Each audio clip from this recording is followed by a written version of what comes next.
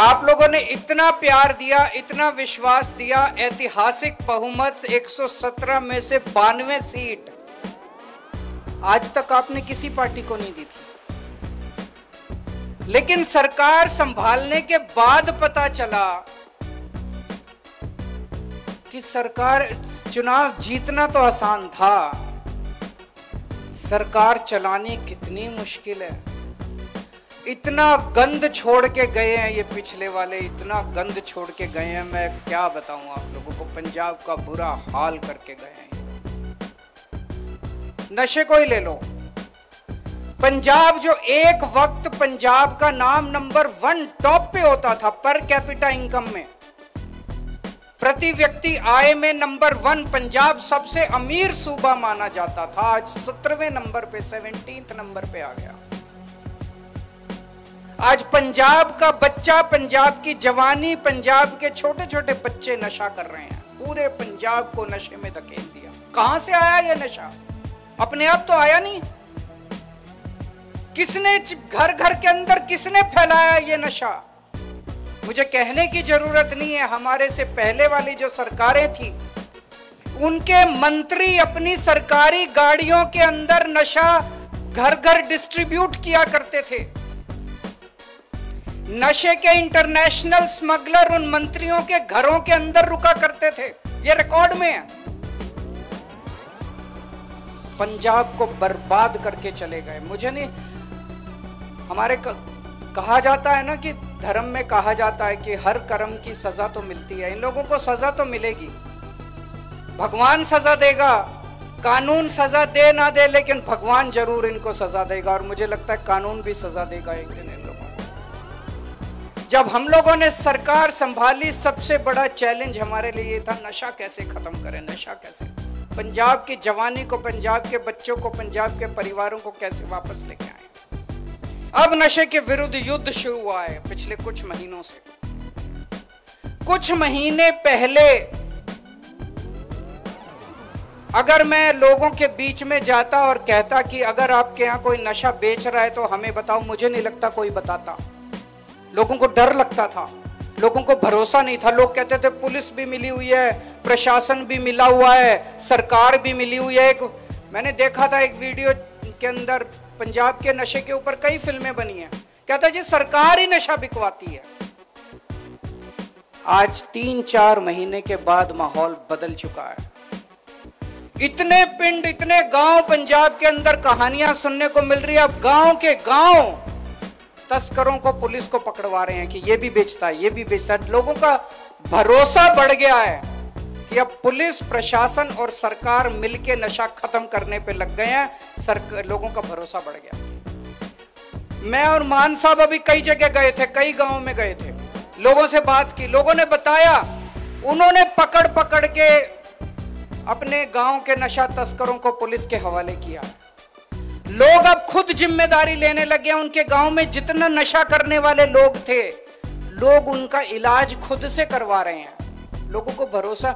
और कितने गांव अब इस वक्त पंजाब के हर गांव और हर वार्ड में मुहिम चल रही है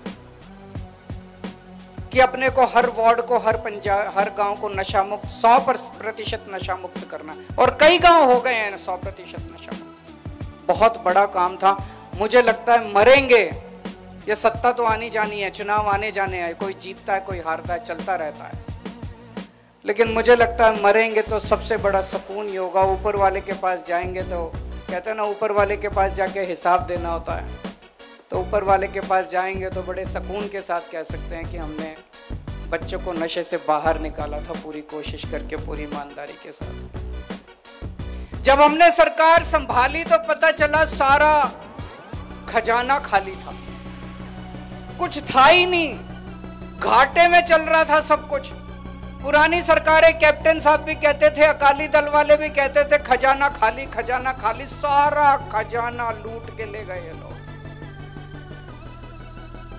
लेकिन हम रोए नहीं इनकी तरह।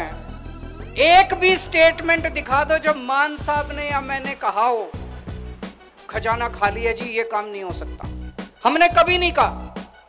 मेरे से कोई पूछता था, जब मैं अक्सर जब भी दिल्ली के अंदर भी, पंजाब के अंदर भी चुनाव प्रचार करने जाता हूं, मैं पंजाब में प्रचार करने आता था, मैं कहता था बिजली मुफ्त कर दूंगा, महिलाओं को 1000-1000 रुपए देंगे, स्कूल बनवाएंगे, अस्पताल बनवाएंगे। लोग कहते थे पैसा कहां से आएगा?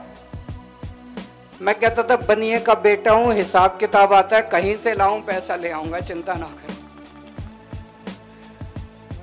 और 3 साल में साबित कर दिया, हम रोए नहीं, हमने कोई ये नहीं कहा कि पैसा नहीं है, पैसा नहीं है, खजाना का, कहीं से भी लेके आए। आपके सारे काम कर रहे हैं कि नहीं कर रहे? बिजली मुफ्त हो गई नहीं हो गई? पूरे पंजाब के अंदर 70% से ज्यादा लोगों की बिजली मुफ्त आती है। इतने शानदार स्कूल बन रहे हैं, अस्पताल बन रहे हैं। अभी मान साहब ने बताया किस तरह से इतने मोहल्ला क्लिनिक बन गए, 54,000 लोगों को नौकरियां मिल गई, घर खेत के अंदर पानी जा रहा है। कैसे हो रहे हैं इतने सारे काम? उनके टाइम में नहीं हुए। हमने तो कभी नहीं कहा पैसा नहीं है, पैसे की चिंता मत करना, बनिए का बेटा हूं, पैसा कहीं से लाऊं, आपके सारे काम पूरे होंगे, रंगला पंजाब बनाएंगे आपके साथ में। और हमारे से पहले वाला टाइम याद करो, जब इनके परिवार ने सारी बसें भी इनकी, माइनिंग भी इनकी, रेता भी इन्होंने सारा कब्जा कर लिया, सड़कों पे भी सारा होटल भी इनके, कुछ छोड़ा ही नहीं इन्होंने, ढाबे भी इनके, सब कुछ इन्होंने कब्जा कर लिया। करा था कि नहीं करा था? सब छुड़वाएंगे, सब अपने बच्चों को देंगे, आप लोगों का है ये सारा, आप लोगों को देंगे हम लोग। इस लूट को बंद कर रहे हैं हम लोग। भगवान ना करे, अब आप लोगों के हाथ में है जनतंत्र है, भगवान ना करे ऐसा टाइम दोबारा देखने को मिले पंजाब को। भगवान ना करे ऐसी पार्टियां दोबारा पंजाब के अंदर आए जिन्होंने पंजाब को ऐसा बर्बाद कर दिया था। बड़ी मुश्किल से हम लोगों ने एक ईमानदार सरकार बनाई है, पंजाब को उस गर्त से बाहर निकाला हम सब लोगों ने मिलकर। मैं कई व्यापारियों से बात करता हूं, 3 किस्म की मोटी मोटी, छोटे व्यापारियों की बात कर रहा हूं। इंडस्ट्री के लिए हम बहुत बड़े बड़े काम आने वाले कुछ दिनों में, महीने भर के अंदर इंडस्ट्री को लेके आप बहुत बड़े बड़े ऐलान सुनने वाले हैं। आज मैं कह के जा रहा हूं, मैं बहुत सोच समझ के बोलता हूं जो भी बोलता हूं। इतने बड़े बड़े ऐलान हम इंडस्ट्री के लिए करने जा रहे हैं कि पूरे देश के अंदर Punjab will become the best destination for industry in the country. पूरे देश में कोई व्यक्ति अगर सोचेगा मेरे को इंडस्ट्री लगानी है, तो सबसे पहले उसके दिमाग में पंजाब का नाम आया करेगा। और ये मैं कोई हवा में बात नहीं कर रहा, कई बहुत बड़े बड़े ऐलान करने जा रहे हैं जो किसी ने सोचा भी नहीं होगा। व्यापारी, एक छोटा व्यापारी जो होता है उसकी कोई नहीं सोचता, कोई सरकार नहीं सोचती। सरकारी बड़ी बड़ी इंडस्ट्री की तो सोचती है, इतने 1000 करोड़ की। एक छोटा व्यापारी जो अपनी छोटी परचून की दुकान लगाता है, किराने की दुकान लगाता है, आड़तिया है, उसकी कोई नहीं सोचता। उनसे पूछो उनकी क्या समस्या, उनकी समस्या है नंबर 1 सुरक्षा। अगर उनके ऊपर कोई आपराधिक घटना हो जाए तो उन्हें सुरक्षा कौन देगा? नंबर 2 उनके बाजार का इंफ्रास्ट्रक्चर। बाजार में सड़क टूटी पड़ी है, बाजार में पीने को प्याऊ नहीं है, बाजार में टॉयलेट नहीं है, बाजार में ये नहीं है, बाजार में वो नहीं है। और तीसरा, सरकार की नीतियां ऐसी ऐसी होती है जो बेचारे को काम ही नहीं करने देती। हर चीज में सरकार अड़ंगा डालती है, हर चीज में सरकार अड़ंगा डालती है। तो हमने तय किया है कि आप लोगों के लिए, एक व्यापारियों के लिए, इंडस्ट्री के लिए तो बहुत कुछ कर रहे हैं, व्यापारियों के लिए एक राज्य के स्तर पे और हर जिले के अंदर बोर्ड बनाया जाएगा, व्यापारी बोर्ड, जो हर व्यापारियों को सुरक्षा और सम्मान देने का काम करेगा, आपकी सुरक्षा सुनिश्चित करेगा, इंडिविजुअल व्यापारियों की भी सुरक्षा सुनिश्चित। आपको कोई समस्या, बोर्ड के पास जाओ, आपकी सरकार की पॉलिसी भी चेंज करानी है, आप बोर्ड के पास जाओ, बोर्ड आपकी पॉलिसी चेंज कराएगा। आपको कोई परेशान कर रहा है, कोई अफसर परेशान कर रहा है, कोई हमारा एमएलए भी अगर कोई परेशान कर रहा है, बख्शेंगे नहीं उसको, किसी को नहीं बख्शेंगे। कोई नेता परेशान कर रहा है, कोई खुल के व्यापार करो, बिना झिझक व्यापार करो, निडरता के साथ व्यापार करो, पर ईमानदारी से व्यापार करो। जैसे महाराजा अग्रसेन जी ने कहा था, अपने ग्राहक को सबसे ज्यादा पूजना है, ग्राहक के साथ कभी बेईमानी मत करना, जनता के साथ बेईमानी मत करना। अंत में एक ही चीज कहना चाहता हूं, बनिए नंबर में कम है, संख्या बल में कम है, तो ये पार्टियां जो हैं इनको बनिए कब याद आते हैं? इनको बनिए चुनाव में नोट के लिए काम आते हैं, बस पैसे मांगने आते हैं आपसे। आते हैं कि नहीं आते? डोनेशन के लिए चाहिए इनको, बस बनियों से, अग्रवाल समाज से डोनेशन चाहिए और कुछ नहीं चाहिए इनको। पूरा अग्रवाल समाज इन पार्टियों के लिए नोट बैंक बन गया है। नोट बैंक मत बनना, जब तक नोट बैंक हो कभी इज्जत नहीं मिलेगी। वोट बैंक बनना, जिस दिन वोट बैंक बन गए सारे आपके पैरों के अंदर होंगे।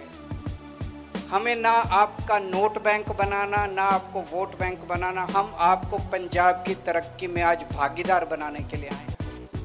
आप बताइए कि पंजाब सरकार को क्या करना चाहिए, हम वही सारे काम करेंगे आपके साथ मिलके।